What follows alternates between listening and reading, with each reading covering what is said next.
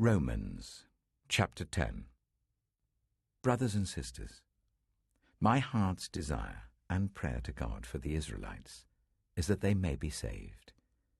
For I can testify about them that they are zealous for God, but their zeal is not based on knowledge.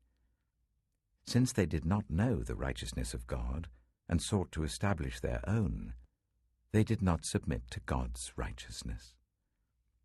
Christ is the culmination of the law, so that there may be righteousness for everyone who believes.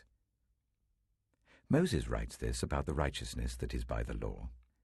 The person who does these things will live by them.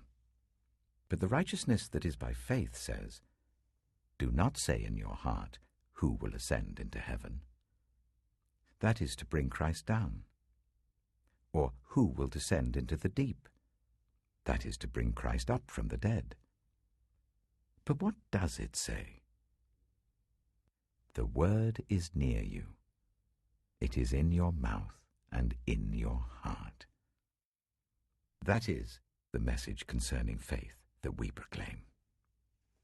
If you declare with your mouth, Jesus is Lord, and believe in your heart that God raised him from the dead, you will be saved. For it is with your heart that you believe and are justified, and it is with your mouth that you profess your faith and are saved.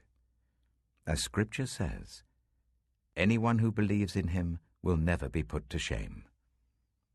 For there is no difference between Jew and Gentile. The same Lord is Lord of all, and richly blesses all who call on him. For everyone who calls on the name of the Lord will be saved. How then can they call on the one they have not believed in? And how can they believe in the one of whom they have not heard? And how can they hear without someone preaching to them?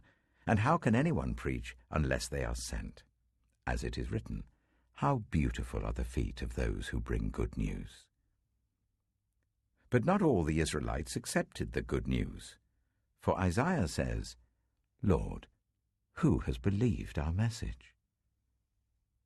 Consequently, faith comes from hearing the message, and the message is heard through the word about Christ. But, I ask, did they not hear? Of course they did.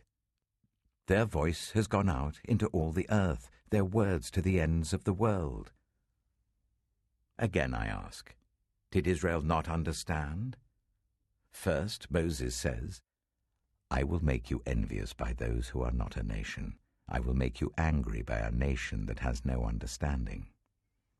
And Isaiah boldly says, I was found by those who did not seek me. I revealed myself to those who did not ask for me.